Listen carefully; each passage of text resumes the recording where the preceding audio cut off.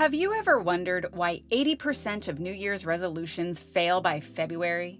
And get this, most people don't even make it to week 2.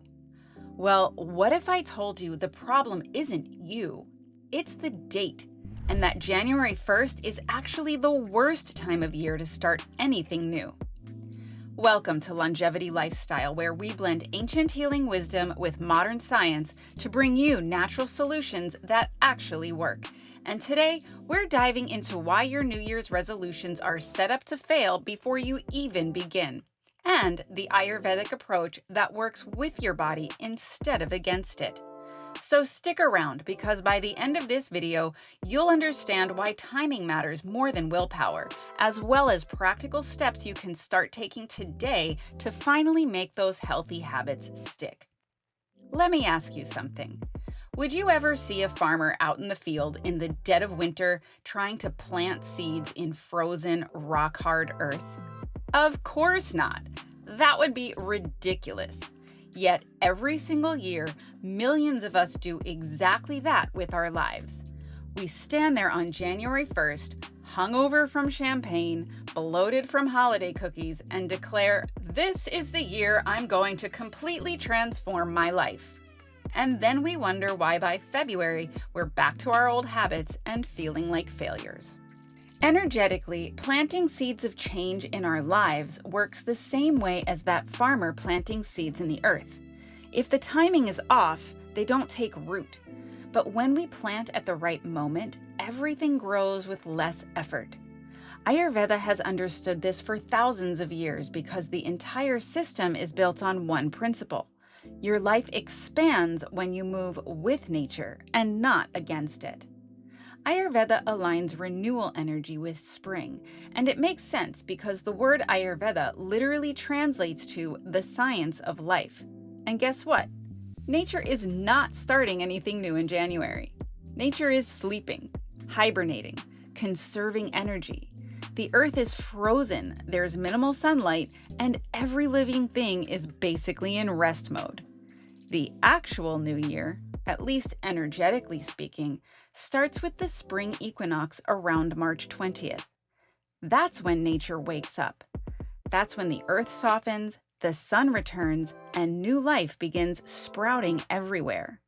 That's when you plant seeds, both literally and metaphorically. But we're over here in January, in the darkest, coldest part of the year, trying to force growth to happen.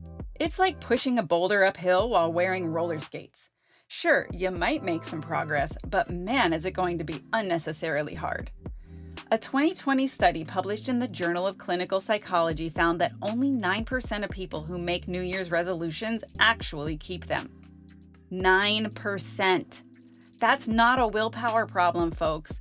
That's a design flaw. But the timing isn't even the biggest issue. The real problem is the mentality behind the whole approach. Think about the typical New Year's resolution story. You've just spent November and December absolutely destroying your body. Thanksgiving feast, holiday parties, Christmas cookies, New Year's Eve champagne and cheese boards. You're eating sugar like it's your job, staying up late, drinking more than usual, and basically treating your body like a dumpster. And then, on January 1st, you wake up and decide, okay, now I'm going to eat perfectly clean, work out every day, quit drinking, get 8 hours of sleep, meditate for 30 minutes, and become a completely different person. Do you see the problem here? You've spent 2 months systematically wrecking your gut health, disrupting your sleep, and throwing your body completely out of balance. Your microbiome is in chaos, your blood sugar is on a roller coaster, and your stress hormones are through the roof. And now you expect to just flip a switch and become a wellness warrior overnight? My friend, you did not start a wellness journey. You declared war on your biochemistry. It's like maxing out your credit cards all month and then being shocked when you can't pay the bills. The consequences don't just disappear because you made a resolution. And speaking of consequences, let's talk about what's really happening in your gut during this process. Because in Ayurveda, literally everything about your health and wellness depends on keeping your digestive fire balanced and strong. So buckle up because this next part explains so much about why change feels impossible in January. When you binge on sugar, alcohol, and processed foods during the holidays, you're putting out that fire. You're creating something that Ayurveda calls ama, which is undigested toxins that accumulate in your system. Think of it like toxic sludge gunking up your entire machine. Your gut microbiome, which controls everything from your mood to your immune system, gets completely disrupted. The beneficial bacteria that help you digest food, produce vitamins, and regulate inflammation, they're starving. Meanwhile, the inflammatory bacteria that feed on sugar and processed junk, they're having a party and demanding more of the same. A study published in 2022 showed that even a single week of poor diet can significantly alter your gut microbiome composition, and it can take months to restore balance. From 1 week. So when you're making that January 1st resolution, you're not starting from neutral ground. You're starting from a deficit with a gut that's actively working against you. Quick question for you. Have you ever made a New Year's resolution that actually stuck? Or are you in that 91% of people who abandon ship by February? Drop a comment and let me know what happened. I'm genuinely curious about your experience. Now, here's another massive problem with traditional New Year's resolutions: the language we use around them. Listen to how people talk about their resolutions. I'm giving up sugar. I'm cutting out carbs. I'm quitting coffee. I'm eliminating insert whatever thing here. Everything is framed as a loss, as deprivation, as sacrifice. And psychologically, your brain hates loss. There's actually a cognitive bias called loss aversion, where losses feel about twice as psychologically powerful as equivalent gains. So when you tell yourself you're giving up your morning muffin or cutting out your evening glass of wine, your brain perceives that as a threat. It goes into scarcity mode. And what happens when you feel scarce? Fear kicks in and you want it more. But here's the flip. What if instead of I'm giving up sugar, you said, I'm choosing foods that make me feel energized? Instead of I'm cutting out caffeine, how about I'm supporting my natural energy levels? And this is not just woo-woo positive thinking nonsense. A 2023 study in psychological science found that goals moving towards something positive, called approach-oriented goals, were significantly more successful than avoidance-oriented goals, or goals that move away from something negative. In Ayurveda, we don't talk about restriction. We talk about nourishment. We talk about what we're adding to our lives. More vitality, more clarity, more balance. So when we want to make changes, we start adding things into our lives instead of removing them. Because when you're truly nourished, the unhealthy stuff naturally falls away. And with this approach, you won't have to fight cravings. You just won't be interested in the bad stuff anymore because you'll feel too good. So if January 1st isn't the magic date, and if overhauling everything at once doesn't work, what does work? Small, sustainable changes. Here's the Ayurvedic approach. Pick one tiny habit that feels completely doable. I'm talking ridiculously small, like I'm going to drink a glass of warm water with lemon every morning. That's it. That's your whole goal. Not drink lemon water and do yoga and meal prep and meditate and go to bed by 10. Just the water. The one thing. Is this approach resonating with you? If so, hit those like and subscribe buttons and be sure to turn on notifications because I share these practical, science-backed solutions every single week and I don't want you to miss them. All right, so you start with your warm lemon water and here's the key. You do it until it's so automatic you don't even think about it anymore. It's just part of your morning routine, like brushing your teeth. For some people, that might take 2 weeks. For others, 2 months. It doesn't matter. There's no rush. This isn't a race. Then, and only then, you add something else. Maybe now you add 5 minutes of stretching, or you swap your afternoon soda for herbal tea, or you go to bed 15 minutes earlier. Each small change builds on the last one. And here's what's beautiful about this approach. You're racking up wins. Every single day, you're proving to yourself, I said I'd do this thing, and I did it. You're building self-trust.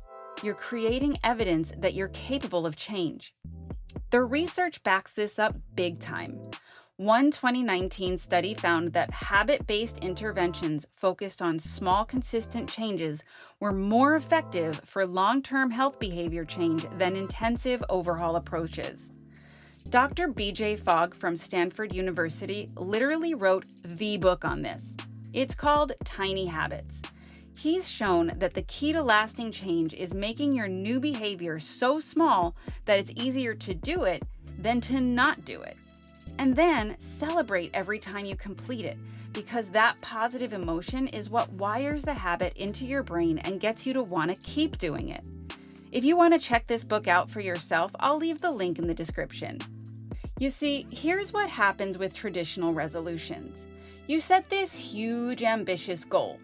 You stick with it for a few days, maybe a couple weeks, and then life happens. You get busy, you get stressed, you have a bad day, and you slip.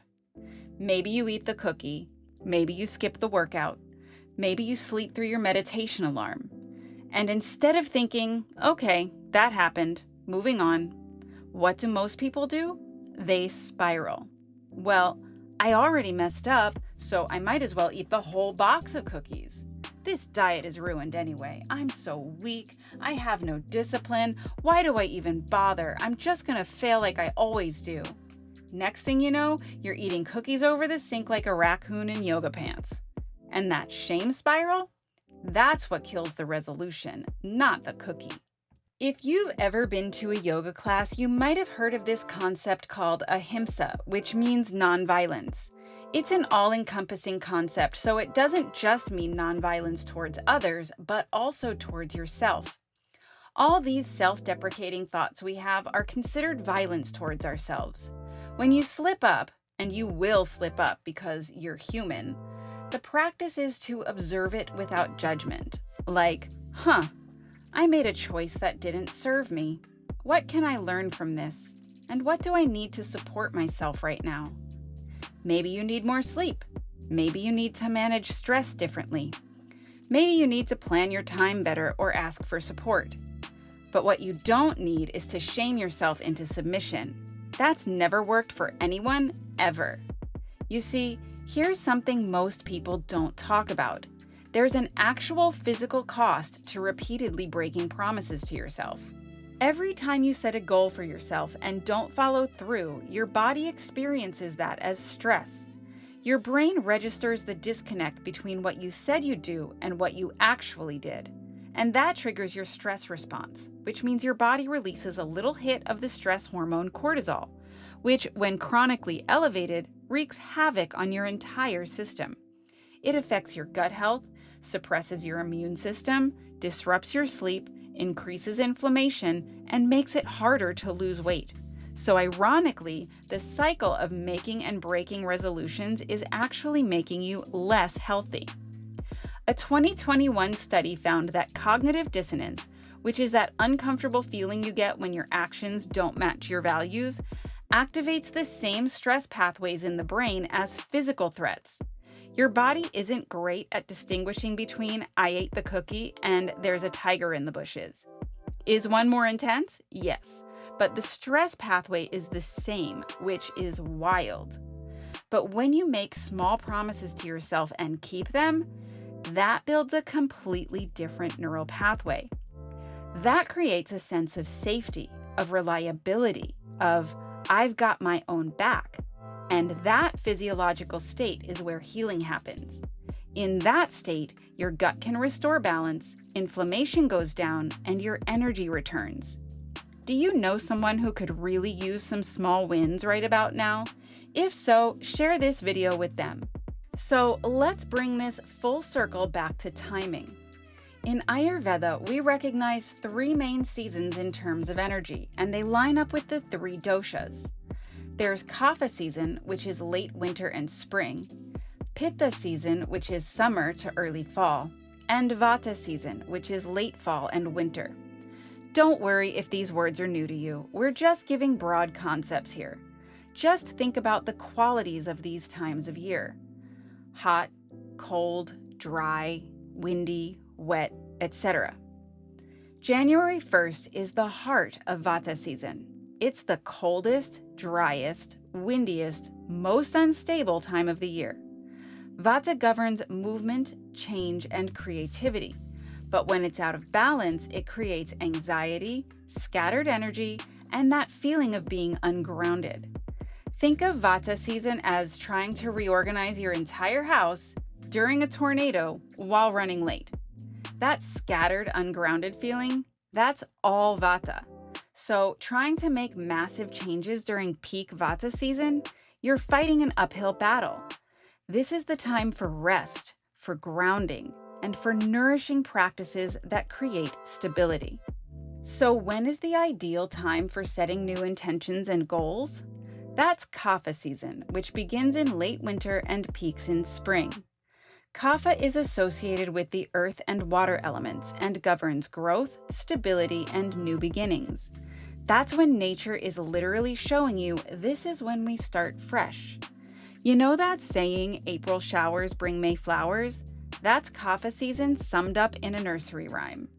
But here's the thing, you don't have to wait until spring to start feeling better. You can work with the current season instead of against it. In winter, your focus should be on grounding practices, going to bed earlier because it's dark out, eating warm, cooked, nourishing foods, gentle movement instead of intense workouts, self-massage with warm oil, building routines that create stability. And guess what? When you start those things now and nourish yourself through the winter instead of depleting yourself further, you'll naturally arrive at spring with more energy, more clarity, and more capacity for those bigger goals. And cue montage of you getting your life together. Okay, here's your Ayurvedic action plan to avoid failed New Year's resolutions.